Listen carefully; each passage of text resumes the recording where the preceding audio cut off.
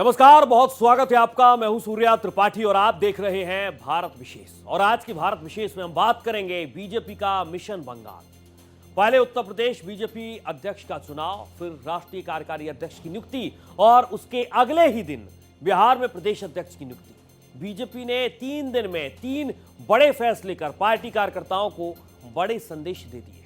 दुनिया की सबसे बड़ी पार्टी बीजेपी ने बिना किसी किचकिच के ये सभी नियुक्तियां कर दी।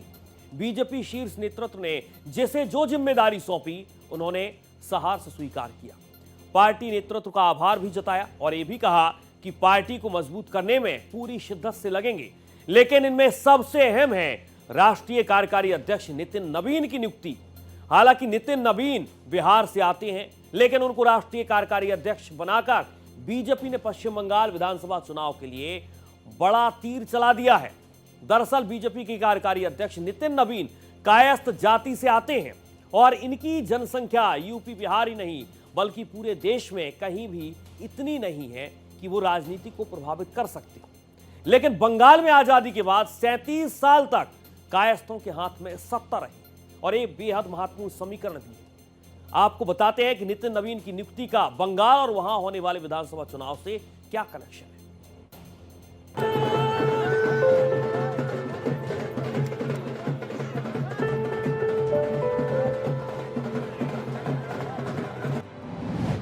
बीजेपी में पीढ़ीगत परिवर्तन।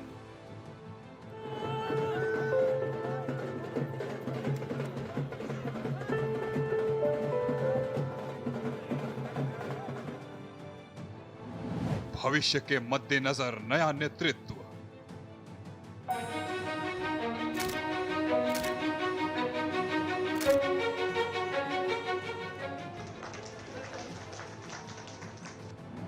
जाति फैक्टर और युवा शक्ति।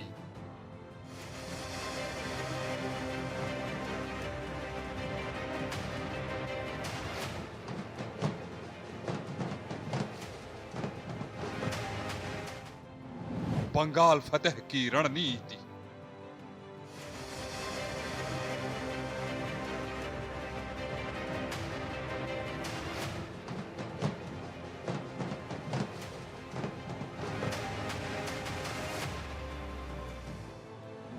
भद्रलोक में पैठ, नवीन साधेंगे वोट बैंक।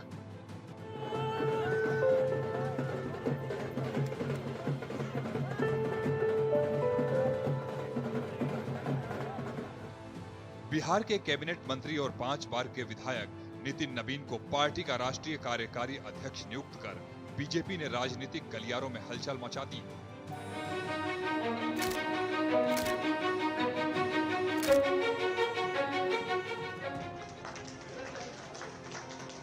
मात्र 45 वर्ष की आयु में नितिन नवीन को नियुक्त कर बीजेपी ने इतिहास में सबसे युवा राष्ट्रीय नेता के रूप में दर्ज कर दिया है। नितिन नवीन, जो बिहार के बांकीपुर विधानसभा क्षेत्र से विधायक हैं, अब जेपी नड्डा के बाद पार्टी के संगठनात्मक चेहरे के रूप में उभर रहे हैं। बीजेपी के कई वरिष्ठ नेता, सांसद और खुद जो मुख्यमंत्री हैं दिल्ली की, वो रही वहां पर। और यहाँ पर बीजेपी हेडक्वार्टर की अगर बात करें तो खुद गृह मंत्री अमित शाह, बीजेपी के राष्ट्रीय अध्यक्ष जेपी नड्डा, इन सबने उनका स्वागत किया। केंद्रीय मंत्री पीयूष गोयल भी उस वक्त पर मौजूद रहे।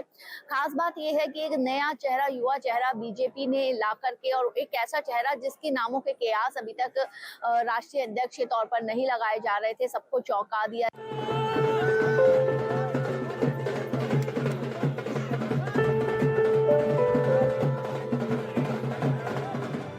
कुछ विशेषज्ञों का कहना है कि नितिन नवीन के जरिए भारतीय जनता पार्टी बंगाल विधानसभा चुनाव में बढ़त बनाना चाहती है।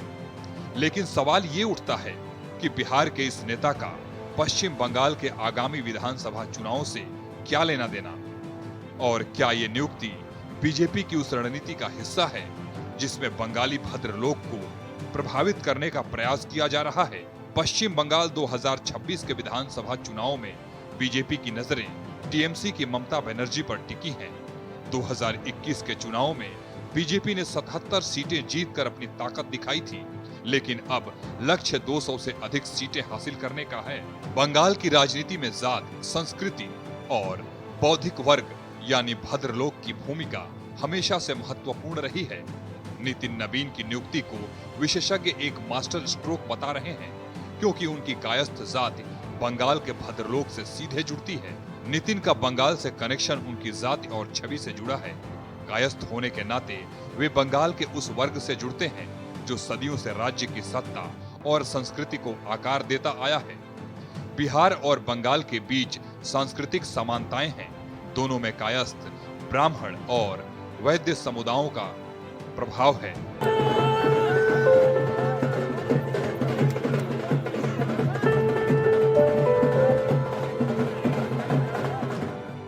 विशेषज्ञों का मानना है कि यह फैसला अमित शाह की रणनीति का हिस्सा है, जो बंगाल को अगला बड़ा लक्ष्य मानते हैं। भद्रलोक शब्द बंगाली संस्कृति का प्रतीक है। दरअसल 19वीं शताब्दी के बंगाल रेनेसां के दौरान ये शब्द उभरा, जब ब्राह्मण, कायस्थ और वैद्य समुदायों ने शिक्षा, साहित्य और प्रशासन पर कब्जा किया। भद्रलोक को जेंट्री या इंटेलिजेंसिया कहा जाता है। ये वे लोग हैं जो कोलकाता के कॉफी हाउस, रविंद्र सदन और दुर्गा पूजा के सांस्कृतिक परंपराओं से जुड़े हैं। ऐतिहासिक रूप से बंगाल की सत्ता भद्रलोक के हाथ रही है। स्वतंत्रता के बाद सीपीआई-एम के 34 वर्षों के शासन में कायस्थ समुदाय से आने वाले ज्योति बसु 23 वर्ष मुख्यमंत्री रहे, जबकि कायस्थ से ही आने वाले विधान चंद्र रॉय 14 वर्ष तक मुख्यमंत्री रहे। कुल 37 वर्ष कायस्थ मुख्यमंत्रियों के हाथ में पश्चिम बंगाल की सत्ता रही। सुभाष चंद्र बोस, स्वामी विवेकानंद जैसी महान विभूतियां भी कायस्थ थीं। पश्चिम बंगाल में लगभग 15 से 20% भद्रलोक वोट शहरी क्षेत्रों में निर्णायक होता है, और सबसे बड़ी बात यह है कि ये भद्रलोक ही बंगाल में माहौल बनाता है। बीजेपी ये समझ गई है कि बंगाल पर विजय हासिल करना है तो यहाँ के भद्रलोक में पैठ बनानी होगी। यही कारण रहा है कि हाल के वर्षों में आरएसएस ने यहाँ की सांस्कृतिक गतिविधियों में घुसने का प्रयास किया है। बीजेपी जानती है कि भद्रलोक को इम्प्रेस करने से शहरी वोट बैंक मजबूत होगा। पश्चिम बंगाल की राजनीति हमेशा से जटिल रही है। 2021 के चुनाव में बीजेपी ने 18% वोट शेयर के साथ 77 सीटें जीती, लेकिन टीएमसी ने 213 सीटों पर कब्जा जमा लिया था। 2026 में बीजेपी का लक्ष्य मिशन 200 है, लेकिन चुनौतियां कम नहीं। ममता बनर्जी की बंगाली अस्मिता की राजनीति ने बीजेपी पर बाहरी का ठप्पा लगा दिया है। इसके अलावा मुस्लिम वोट बैंक लगभग 27% टीएमसी के पक्ष में है, जबकि हिंदू वोट बैंक लगभग 70% में विभाजन बीजेपी के लिए अवसर है। पश्चिम बंगाल की राजनीति में भद्रलोक शहरी, शिक्षित ऊपरी जाति यानी ब्राह्मण, कायस्थ, वैद्य का प्रतीक हमेशा से निर्णायक रहा है। 2026 के विधानसभा चुनाव में बीजेपी की नजर इसी वर्ग पर है। बीजेपी जानती है कि भद्रलोक शहरी कोलकाता और उत्तरी बंगाल में फैला है, जहां टीएमसी का दबदबा है। अब पार्टी बंगाली प्राइड को अपनाने की कोशिश कर रही है। अमित शाह की अगुवाई में ऑपरेशन सिंदूर और सांस्कृतिक कार्यक्रमों से बंगाली आइडेंटिटी को हाईजैक करने का प्लान है। बंगाली अस्मिता बीजेपी के लिए सबसे बड़ा रोड़ा है। ममता ने जय बंगाल और दुर्गा पूजा को अपनी ब्रांडिंग का हथियार बना लिया है, जबकि बीजेपी को उत्तर भारतीय ठप्पा लगा दिया है। केंद्र की एनडीए सरकार ने संसद में वंदे मातरम डिबेट भी इसलिए ही करवाया। एक रिपोर्ट के मुताबिक बीजेपी का आउटसाइडर टैग 2021 में ही नुकसानदेह साबित हुआ।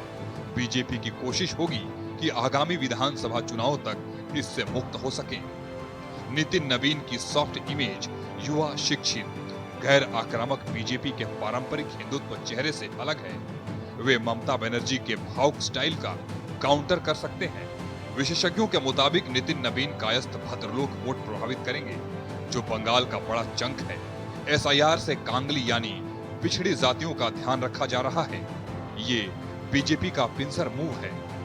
नवीन का कायस्थ कनेक्शन महत्वपूर्ण है, क्योंकि बंगाल में कायस्थ वोट भद्रलोक का कोर है। बोस, मित्रा, घोष जैसे उपनाम वाले कायस्थ परिवार बीजेपी की ओर झुक सकते हैं, अगर विकास और सांस्कृतिक अपील हो। बता दें, नितिन नवीन का जन्म 1980 में पटना में एक कायस्थ परिवार में हुआ। कायस्थ समुदाय जो परंपरागत रूप से प्रशासनिक और बौद्धिक कार्यों से जुड़ा रहा है, बिहार और बंगाल दोनों राज्यों में प्रभावशाली है। नितिन ने अपनी शिक्षा पटना से पूरी की और शुरू में राजनीति से दूरी बनाए रखी, लेकिन 2005 में वे बीजेपी से जुड़े और 2010 से लगातार चुनाव जीतते आ रहे हैं। वर्तमान में वे बिहार सरकार में सड़क निर्माण मंत्री हैं। उनकी छवि एक सॉफ्ट और युवा नेता की है, जो अमित शाह के करीबी माने जाते हैं।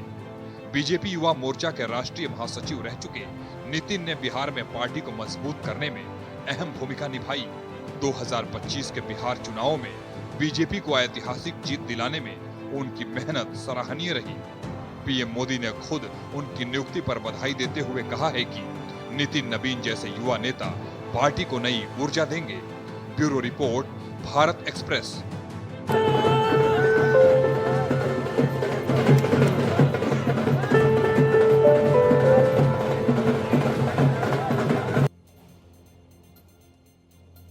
बीजेपी ने 5 बार के विधायक नितिन नवीन को राष्ट्रीय कार्यकारी अध्यक्ष, 6 बार के विधायक संजय सरावगी को बिहार प्रदेश अध्यक्ष और 7 बार के सांसद पंकज चौधरी को यूपी बीजेपी का अध्यक्ष बनाया। इतने अनुभवी नेताओं को बड़ी जिम्मेदारी देने का संदेश ये है कि पार्टी उनके योगदान और लोकप्रियता को स्वीकार करती है और उसका सम्मान भी करती है। जिस तरह से बीजेपी ने केवल 45 वर्ष के नितिन नवीन को राष्ट्रीय कार्यकारी अध्यक्ष बनाया, यह अपने आप में काफी साहसिक निर्णय कहा जा रहा है। हालांकि राजनीतिक परिवार से वे आते हैं, लेकिन जिस तरह उनके कार्य को स्वीकार किया गया, संदेश यही दिया गया कि बीजेपी में किसी भी कार्यकर्ता को सर्वोच्च पद मिल सकता है।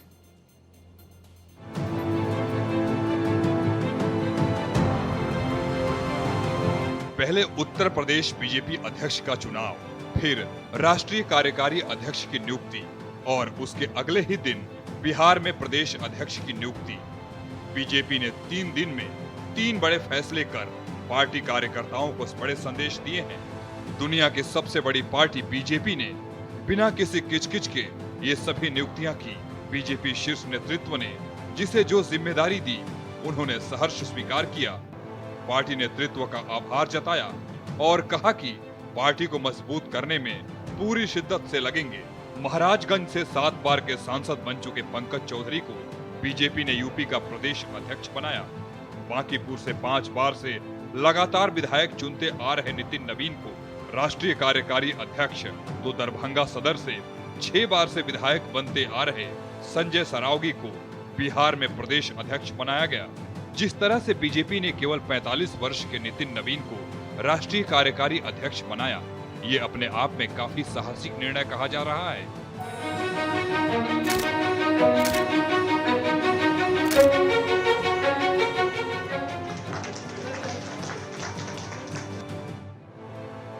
हालांकि वे राजनीतिक परिवार से आते हैं, लेकिन जिस तरह उनके कार्य को स्वीकार किया गया, उससे यही संदेश गया कि बीजेपी में किसी भी कार्यकर्ता को सर्वोच्च पद मिल सकता है।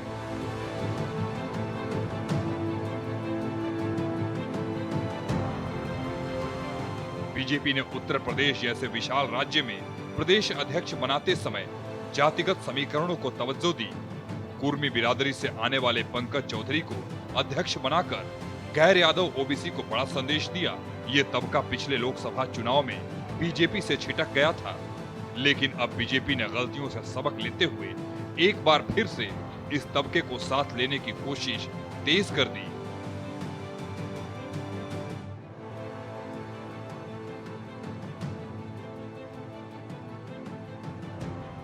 वहीं राष्ट्रीय अध्यक्ष के लिए कायस्थ जाति के नितिन नवीन को चुना, जबकि राष्ट्रीय स्तर पर संख्या के हिसाब से कायस्थ वोट बैंक नहीं है। इस तरह कास्ट न्यूट्रल होने का संदेश भी दिया।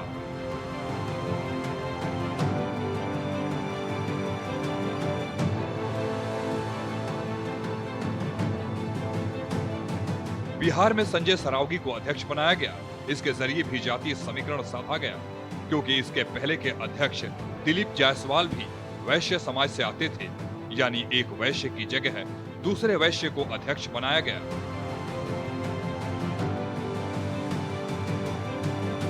बीजेपी ने पहली बार बिहार और पूरे पूर्वी भारत से राष्ट्रीय अध्यक्ष चुनने की कवायद शुरू की है। पार्टी के सांगठनिक विस्तार के लिए ये एक बड़ा संदेश है।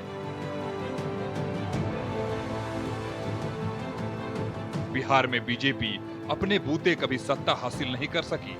वहीं पार्टी पश्चिम बंगाल में तृणमूल कांग्रेस को सत्ता से हटाने के लिए एड़ी चोटी का जोर लगा रही है।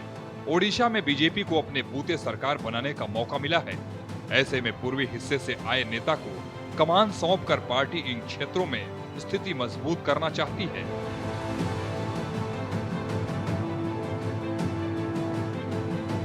वहीं पूर्वांचल से आने वाले पंकज चौधरी को यूपी बीजेपी का अध्यक्ष बनाकर बीजेपी इस क्षेत्र में अपनी खोई ताकत दोबारा पाना चाहती है। सरावगी दरभंगा से आते हैं और मिथिलांचल में एनडीए ने अपनी ताकत बरकरार रखी है। ये संयोग नहीं है कि बीजेपी ने 5 बार के विधायक नितिन नवीन को राष्ट्रीय कार्यकारी अध्यक्ष, 6 बार के विधायक संजय सरावगी को बिहार प्रदेश अध्यक्ष और 7 बार के सांसद पंकज चौधरी को यूपी बीजेपी का अध्यक्ष बनाया है। इतने अनुभवी नेताओं को बड़ी जिम्मेदारी सौंपने का संदेश ये भी है कि पार्टी उनके योगदान और लोकप्रियता को स्वीकार करती है और उसका सम्मान भी करती है। इसी तरह बीजेपी ने लगातार 9वीं बार विधानसभा चुनाव जीते प्रेम कुमार को बिहार विधानसभा का अध्यक्ष बनाया है।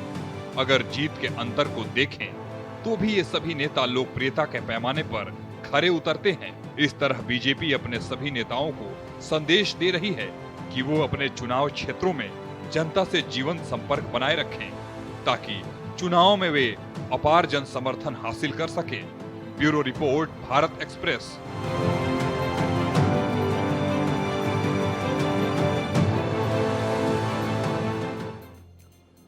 प्रधानमंत्री नरेंद्र मोदी लीग से हटकर योग्यता को महत्व देने वाले नेता हैं।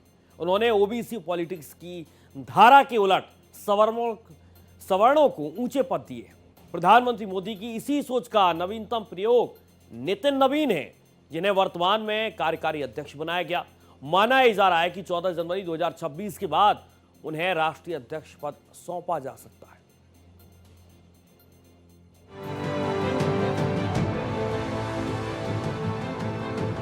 प्रधानमंत्री नरेंद्र मोदी लीग से हटकर चलने वाले नेता हैं।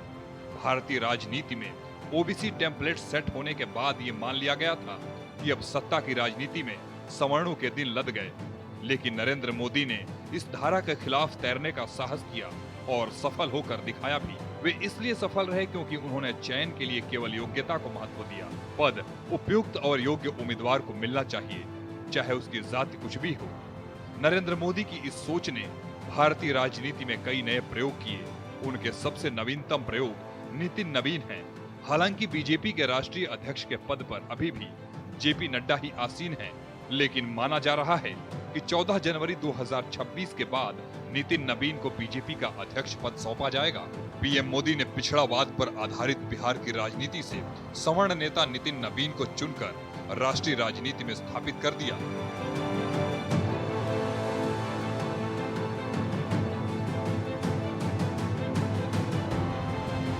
बीजेपी के नए कार्यकारी अध्यक्ष नितिन नवीन कायस्थ समुदाय से आते हैं। इससे पहले नरेंद्र मोदी ने महाराष्ट्र में ब्राह्मण समुदाय से आने वाले देवेंद्र फडणवीस को मुख्यमंत्री बनाया। उत्तर प्रदेश में राजपूत समाज से आने वाले योगी आदित्यनाथ को मुख्यमंत्री बनाया। राजस्थान में ब्राह्मण समाज से आने वाले भजन लाल शर्मा को मुख्यमंत्री बनाया। यहाँ तक कि हरियाणा की जाट वर्चस्व वाली राजनीति में मनोहर लाल खट्टर को पहला गैर जाट मुख्यमंत्री बनाया। अपने साहसिक फैसलों के कारण ही नरेंद्र मोदी नेताओं की भीड़ में सबसे अलग हैं।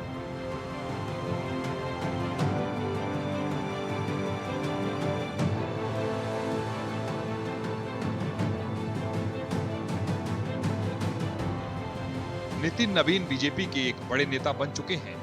जब अहम मामलों पर पार्टी की बैठक होगी तो नितिन नवीन प्रधानमंत्री नरेंद्र मोदी, गृह मंत्री अमित शाह और रक्षा मंत्री राजनाथ सिंह के बगल में बैठेंगे।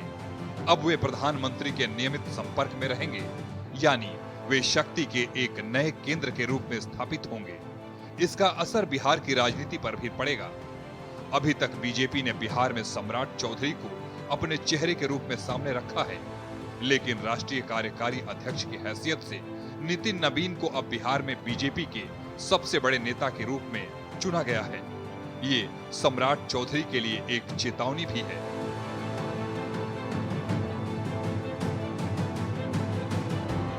सम्राट चौधरी सिर्फ जाति के आधार पर बिहार बीजेपी का चुनावी चेहरा नहीं बन सकते। हार्ड हिटिंग स्पीच से अब उनका काम नहीं चलने वाला, रिजल्ट देना होगा। नीतीश कुमार जैसे बड़े और सफल नेता को कम्पीट करने के लिए रिपोर्ट कार्ड भी उनके जैसा ही होना चाहिए। जब नितिन नवीन पटना से दिल्ली जा रहे थे, तब सबसे पहले सम्राट चौधरी ने ही उनसे बंद कमरे में लंबी बात की। जब सुशील कुमार मोदी जिंदा थे, तब उन्होंने बिहार बीजेपी में अपर कास्ट पॉलिटिक्स का सबसे बड़ा विरोधी माना जाता था। उन्होंने अपनी इस धारणा को कभी छिपाया भी नहीं। बिहार बीजेपी के पहले अध्यक्ष कैलाशपति मिश्र का वे सार्वजनिक रूप से सम्मान तो करते थे, लेकिन अंदर ही अंदर उनके प्रबल विरोधी भी थे।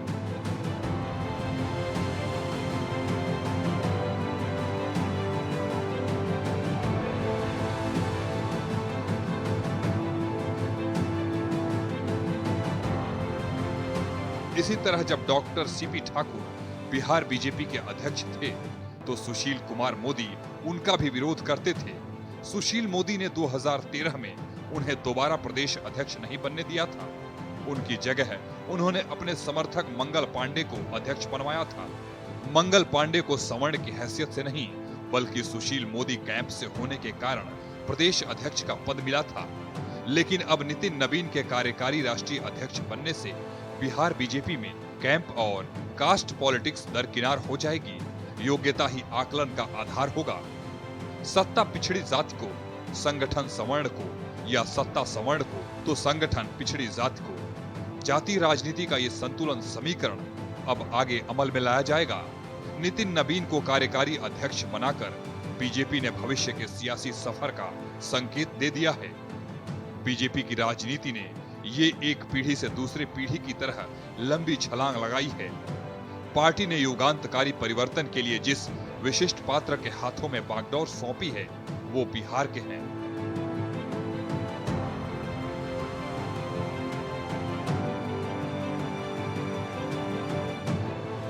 नितिन नवीन का उदय बीजेपी के कई वरिष्ठ नेताओं के लिए एक तरह से सतर्क रहने का संकेत है।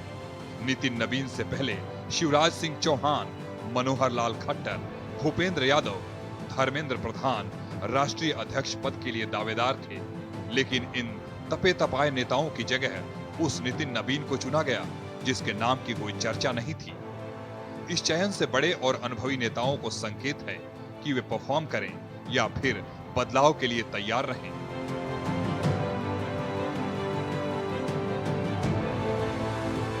हाल ही में बिहार के बड़े बीजेपी नेता नंद किशोर यादव को विधानसभा चुनाव में टिकट नहीं दिया, जबकि वे स्पीकर जैसे सम्मानित पद पर विराजमान थे। उन्हें एक युवा नेता रत्नेश कुशवाहा ने रिप्लेस किया था। इसका मतलब साफ है कि बीजेपी अब भविष्य की टीम तैयार कर रही है। Bureau report, Bharat express.